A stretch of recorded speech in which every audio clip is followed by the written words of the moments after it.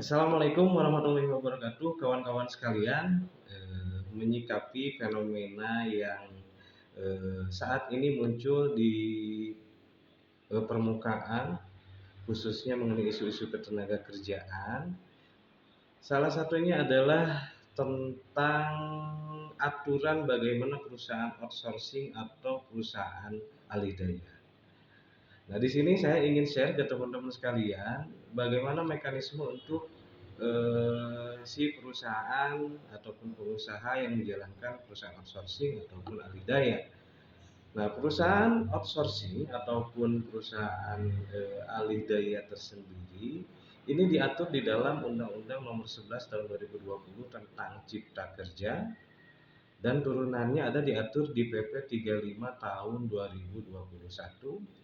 Untuk Undang-Undang Cipta Kerja sebagaimana sudah dirubah ya, berupa Undang-Undang Pengesahan Perpu Cipta Kerja, yaitu Undang-Undang Nomor 6 Tahun 2023. Nah, lalu bagaimana aturan mainnya untuk perusahaan alih daya atau perusahaan outsourcing?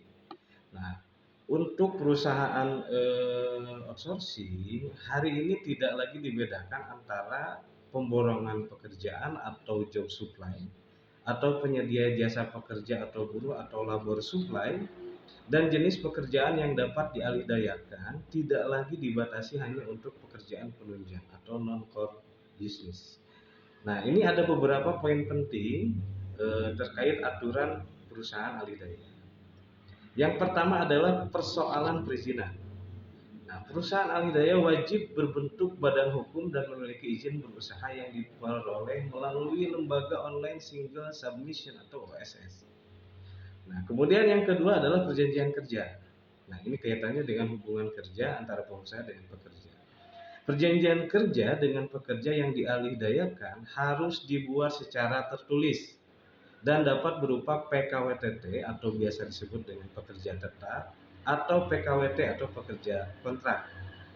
Durasi perjanjian kerja PKWT maksimal 2 tahun dengan kemungkinan perpanjangan 1 tahun. Itu berdasarkan aturan lama, tetapi di aturan Cipta Kerja itu diperbaharui menjadi maksimal 5 tahun. Nah, kemudian bagaimana jenis pekerjaannya? Undang-Undang Cipta Kerja itu menghilangkan batasan jenis pekerjaan yang dapat dialihdayakan, sehingga perusahaan dapat mengalihdayakan pekerjaan yang tidak langsung terkait dengan proses produksi utama perusahaan, gitu ya. Kemudian yang keempat adalah hak pekerja. Nah, ini seringkali yang menjadi persoalan krusial, khususnya bagi hak-hak kesejahteraan pekerja.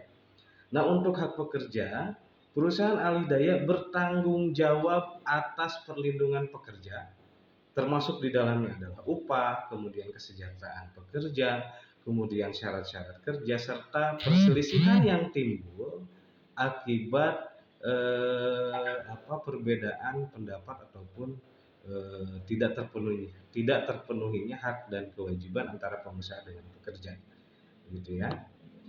Kemudian yang kelima adalah apa sanksi bila mana ada perusahaan-perusahaan alih daya ataupun outsourcing yang melakukan pelanggaran-pelanggaran. Jika perusahaan alih daya tidak memiliki izin, maka sanksi yang dikenakan dapat berupa peringatan tertulis dan atau penghentian sementara kegiatan usaha, gitu ya. Dan ini juga poin penting yang harus dicatat oleh kawan-kawan semuanya ya. Yang pertama adalah peraturan mengenai alih daya bervariasi, itu tergantung pada sektor usaha dan juga jenis pekerjaan yang dialihdayakan. Catatan yang kedua adalah perusahaan alih daya perlu memastikan bahwa mereka memenuhi persyaratan izin usaha dan peraturan ketenagakerjaan yang berlaku. Kemudian catatan yang ketiga, yang terakhir, pekerja yang dialihdayakan memiliki hak yang sama dengan pekerja tetap, termasuk hak atas upah minimum, jam kerja, cuti tahunan, dan perlindungan kesehatan serta keselamatan kerja.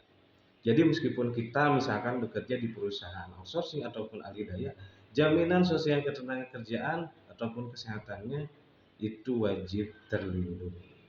Kira-kira begitu teman-teman sekalian, mudah-mudahan ini bisa menjawab persoalan ataupun menjawab pertanyaan-pertanyaan yang timbul di pikiran teman-teman. Mudah-mudahan video ini bermanfaat. Sekian dari saya. Billahi taufik wal hidayah. Wassalamualaikum warahmatullahi wabarakatuh. Thank you.